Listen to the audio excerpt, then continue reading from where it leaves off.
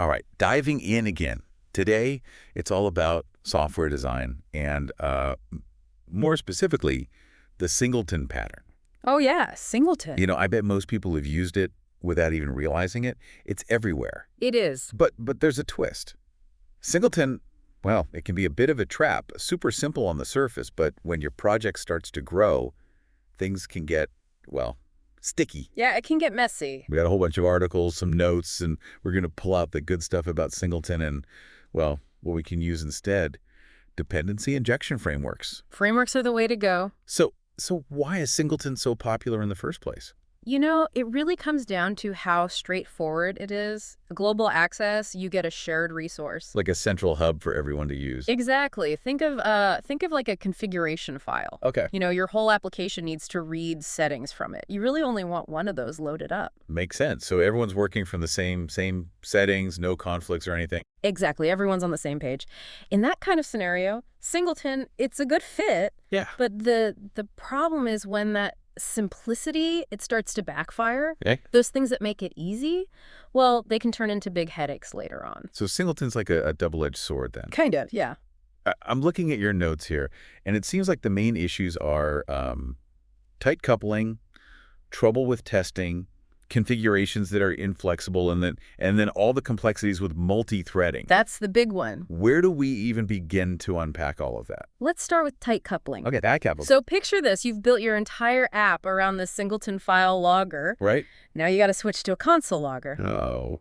Suddenly, you're wading through mountains of code, changing every single reference to the old logger. Sounds like a nightmare for anyone doing maintenance. It is, and Yeah. that's just one example. Tight coupling just makes your code so rigid, resistant to any changes. Like your codes become brittle. Yeah, that's a good way to put it.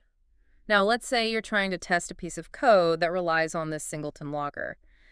Isolating that code, it becomes, well, a real challenge. Because it's all tied to that single logger instance. Exactly. Like trying to test the brakes on a car, but you can't detach them from the rest of the vehicle. Right. You can't tell if the problem is of the brakes themselves or something else in the system. You got it.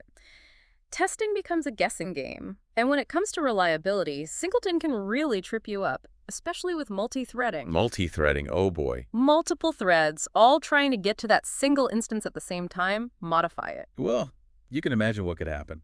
It's like everyone rushing to a ticket booth with only one cashier. Yeah. Errors, frustration, chaos. Yeah. And what about those inflexible configurations? The notes mention something about issues in different environments, like development versus production. Oh, right. With singleton, you're stuck. One configuration for the whole app. In development, maybe you want some settings on for debugging, but in production, you need something totally different optimized for performance, security. So it's like having a stage costume you can't change, whether you're performing in a huge theater or a tiny little venue. That's a good one. Singleton, it lacks that adaptability, and that can really hold you back as your project gets bigger and you're dealing with different environments. Okay, so we've uncovered some serious downsides to singleton tight coupling, testing headaches, inflexible configurations, and then the whole multi-threading mess. I'm starting to see why you mentioned that more robust alternative. Yeah. Dependency injection, right? Right. Dependency injection, or DI frameworks, they offer a much, much smoother, more flexible way to manage your code. They directly address all those weaknesses we've been talking about with singleton. Okay, I'm intrigued. But before we jump into this DI world, I want to make sure we really cover singleton fully. The critique suggested spending a bit more time on it. Yeah, that's fair. We focused on the downsides. But it's important to remember, singleton isn't always bad. Right. It's a tool, just like any other tool. It can be used well, or it can be used, well, not so well. So when is singleton a good choice? There are definitely times when it shines. If you've got a resource that truly is global, never changes, and you absolutely need just one instance of it, then singleton, it can be a good fit. You mentioned configuration files before. Are there other real-world examples where it makes sense? Absolutely. Think of a logging utility, something that writes to a specific file. You don't want multiple instances all trying to write to that file at once. It could corrupt the data. Right. So a single controlled instance, in that case, it makes sense. Okay. So there are legitimate uses for singleton, even with those drawbacks we discussed. It's about using the right tool at the right time. But let's be honest, a lot of times those drawbacks, they can really outweigh the benefits. Absolutely, and that's exactly why understanding DI frameworks is so important. They solve those very problems. All right, then, let's get into it. How do these DI frameworks work their magic? How do they address those singleton issues we talked about? DI frameworks, they're like, well, imagine meticulous organizers. They manage all your code's dependencies. Instead of your code directly creating and controlling those dependencies, the framework steps in. It injects them right where they're needed. So like a personal assistant for your code, handling all those behind-the-scenes connections. Exactly. And that shift in responsibility, that's what makes DI so powerful. Let's go back to those singleton drawbacks and see how DI handles them. First up, tight coupling. Right, that web of dependencies makes changing the code a nightmare. Yeah. How does DI untangle that? With DI, your code interacts with interfaces or abstract classes, Okay. not concrete implementations.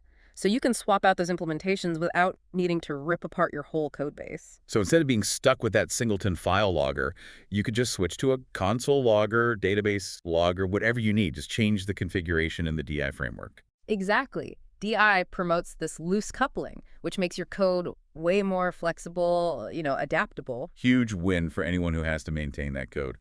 What about testing? We talked about how singleton makes it hard to isolate code for testing. Right. DI makes testing a breeze. Remember those mock objects from the notes? Vaguely, yeah. Remind me what those are. Mock objects, they're basically stand-ins for real components.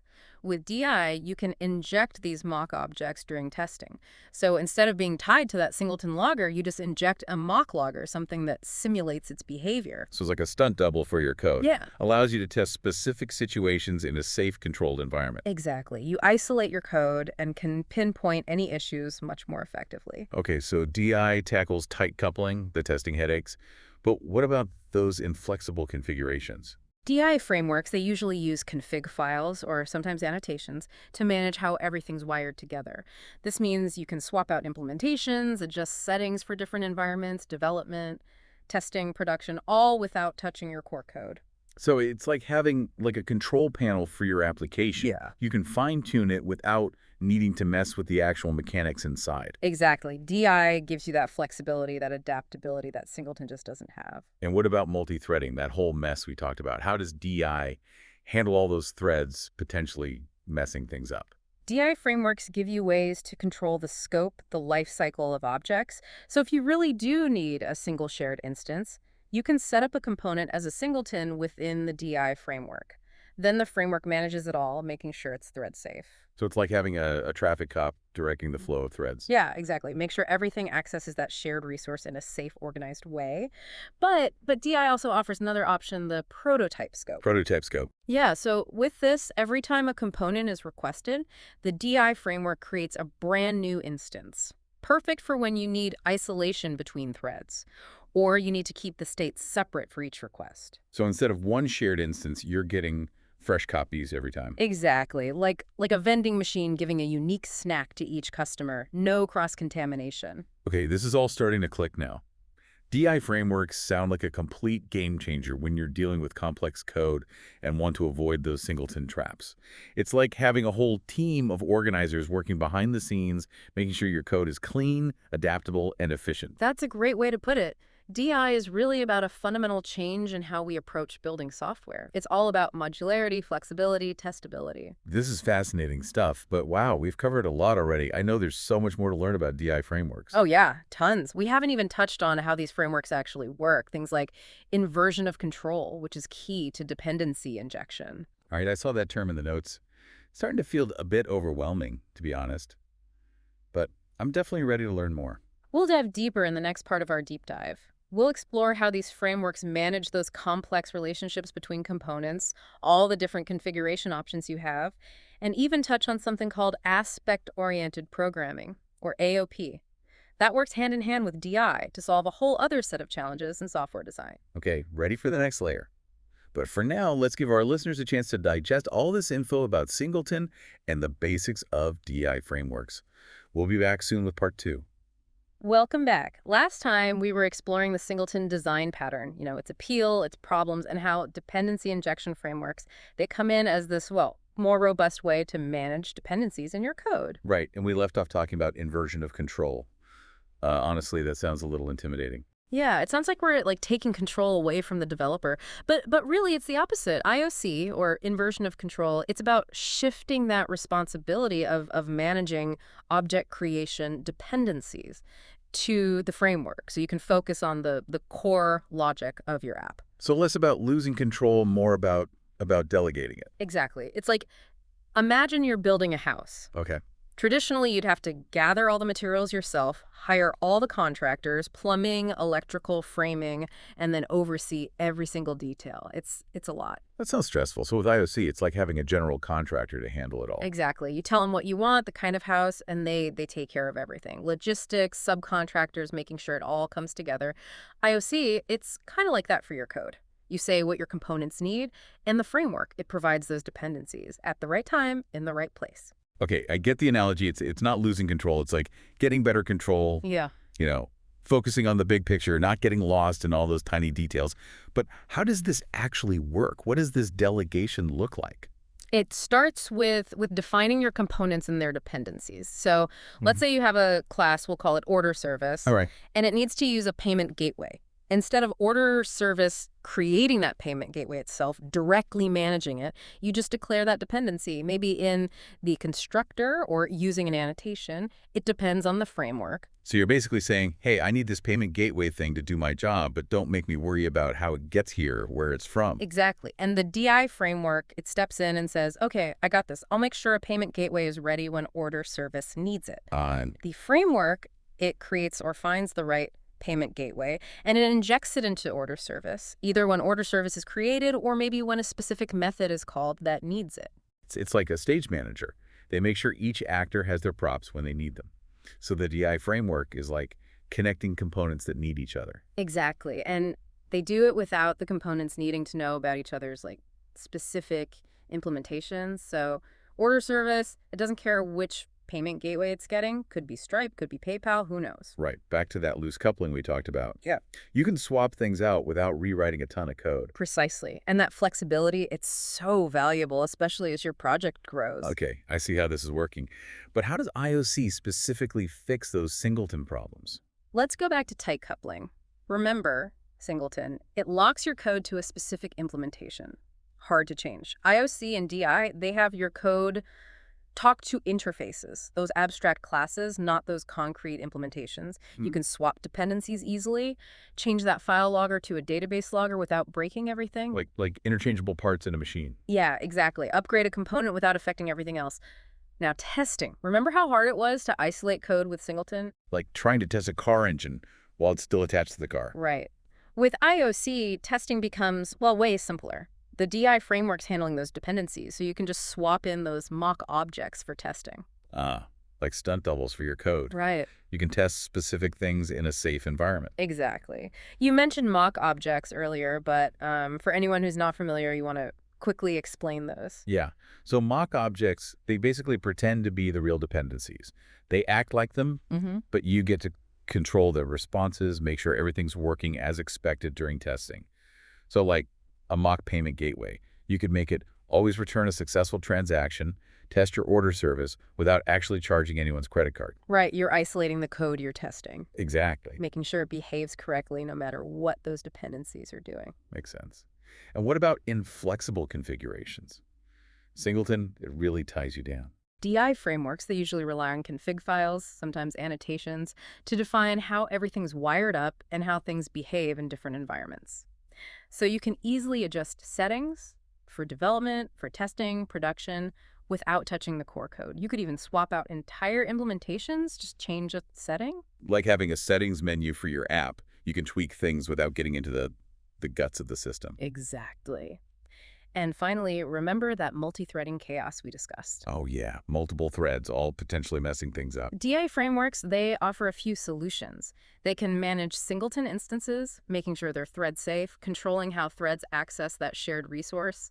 But they also have that prototype scope we talked about. Right, where a new instance is created every time. Exactly. Eliminates the risks of shared state in multi-threaded scenarios. Each thread gets its own isolated instance. So it's like separate lanes in a bowling alley. Each thread has its own space, no interference. Exactly. And you get to choose which scope is best for each component. It all depends on what your app needs. Okay, I'm seeing how IOC addresses those singleton pitfalls. It makes our code, well, more flexible, testable, configurable, and thread safe. But I'm curious, what are some of the common challenges, maybe misconceptions that developers might have when they're working with IOC? One thing is, some people think IOC is overly complex, that it adds too much overhead. Some developers might feel like they're losing control or that the framework is doing too much behind the scenes. Yeah, that could be intimidating, especially at first. It is. But really, IOC frameworks are designed to make development simpler, not harder. They take care of the tedious stuff so you can focus on the important parts of your application. Like having a good assistant. They handle all the busy work so you can be more creative. Exactly. Another challenge is, well, choosing the right IOC container, the right framework. There are a lot of popular options out there. Right. We have a list here. Spring, Google Guice, Dagger. And picking the right one depends on a few things, the size of your project, the programming language, what your team's familiar with. So do your research, pick the one that fits your needs. Absolutely. And then, well, actually configuring the IOC container, it can be tricky, especially for beginners. Defining components, dependencies, setting up how they all connect. Luckily, most frameworks have great documentation tutorials to walk you through it. So there's a bit of a learning curve, but the benefits of IOC, they seem worth it. It's like learning a new power tool. Take some practice, but once you got it, it makes you so much more productive. Totally agree. Speaking of powerful tools, I think it's time we talked about something that often goes along with DI aspect-oriented programming, AOP. Ooh, yes. AOP. I saw it in the notes, but I'm a little fuzzy on what it is. AOP, it's a powerful technique, lets you modularize those cross-cutting concerns, logging, security, transactions, things that can end up scattered all over your code. So instead of having logging code everywhere, AOP lets you keep it all in one place. Exactly. You define these concerns as separate units called aspects, and then you weave them into your application logic. Like decluttering, getting your code organized. Exactly. AOP helps you keep your business logic clean, focused, and AOP frameworks, they usually integrate really well with DI containers, makes the whole development process much smoother. Okay, I'm definitely interested in AOP. Seems like a great addition to DI. But I think we'll save that for the next part of the episode. We've covered a lot today, inversion of control, how it fixes those singleton issues. We've really gotten into the core of how DEI frameworks work and why they're so important in modern software development. But there's definitely more to explore, especially AOP and how it improves modularity, code reuse. All right, let's give our listeners a chance to process all this info about IOC and what it can do. We'll be back soon to dive into AOP. Back again for our deep dive into software design. We've explored the singleton pattern, the good and the bad, and then how dependency injection frameworks, with that inversion of control, give us a more robust, more flexible way to handle those dependencies. Now it's time for, well, you promised we'd unravel those mysteries of aspect-oriented programming, AOP. AOP, it's a cool technique. It really complements DI. See, in traditional object-oriented programming, you often end up with code for logging, security, transaction management, all spread out everywhere. Right, it's like the wiring in a house. Yeah. It's everywhere, and if it's not organized, well, things can get messy fast. That's a great analogy. AOP helps us solve that. It lets us take those concerns, modularize them into separate units. We call those aspects. So instead of having logging code sprinkled all over, you can put it all together in an aspect. So it's like having a dedicated electrician who handles all the wiring, keeps it nice and neat, separate from everything else. Exactly. Aspects, they're like these specialized modules. They handle those cross-cutting concerns. Now, the really cool part of AOP is how those aspects get integrated into your main code. AOP frameworks can intercept method calls and inject that aspect logic right in. So it's like having hooks or intersection points. We can plug those aspects in without changing the original code. Precisely. We call those interception points join points. They define those moments where aspect logic can be injected. Okay, so we have these aspects. They handle the cross-cutting concerns, and we have these join points where we can hook a bit. Yeah. But how do we choose which join points we want to use? That's where point cuts come in. Point cuts. A point cut is like a filter. It defines which join points we want to intercept. So it's like the security system. It only triggers the alarm if someone tries to enter certain areas. Exactly. You could have a point cut that intercepts all calls to your data access layer. That way you can add transaction management without cluttering your code with it. Right. Make sure all the database operations are happening within a transaction. Keep everything consistent. Precisely. Now, once we know which join points we want, we got to define what actually happens at those points. That's where advice comes in. Advice. Okay, so the instructions that get executed when we intercept something at a join point. Exactly. There are a few types of advice. Before advice. That runs before the method call. After advice runs after. And around advice, well, that wraps around the whole method call. Lets you control what happens before, during, and after the execution. Like different kinds of security cameras. Some record before something happens, some after, and some record the whole thing. Good analogy. AOP really gives you that fine-grained control over how you want to handle those cross-cutting concerns in your application. This is powerful stuff. But where does AOP fit in with DI frameworks? You mentioned they often work together. Lots of DI frameworks have like built-in support for AOP frameworks. Means you can manage your aspects just like any other component. You get to use dependency injection to wire them all up. So the DI frameworks like the mastermind Yeah, manages the main components and the aspects, all the things that make them work better. exactly. And because of that integration, it makes it really easy to manage, configure, and test your whole app. All those cross-cutting concerns, all handled in a nice, consistent way. Okay, so DI handles the core stuff. AOP gracefully handles the extra things we need. It's like having a team of architects and engineers all working together to create something solid and well organized. That's a great way to picture it, and that's what makes DI and AOP so powerful together. They help us build modern, maintainable software that can adapt. We've covered a lot today, from singleton to DI to IOC and now AOP. Right. But before we wrap up, I think it's important to think about what all of this means in the bigger picture. Absolutely. We need to remember software design, it's not just about the code. It's about solving problems, creating something valuable, something that makes a difference for the people using it. Right. It's about creating systems that work well, but are also elegant, easy to maintain, and can change as needed. And that's where these principles, DI, IOC, AOP, they really shine. They help us build better software that's technically sound, but also, resilient, adaptable, and ultimately more valuable. Couldn't agree more. By using these principles, we can go beyond just writing code. We start thinking like software architects, building things that are, well, robust, maintainable, and can evolve over time. I love that.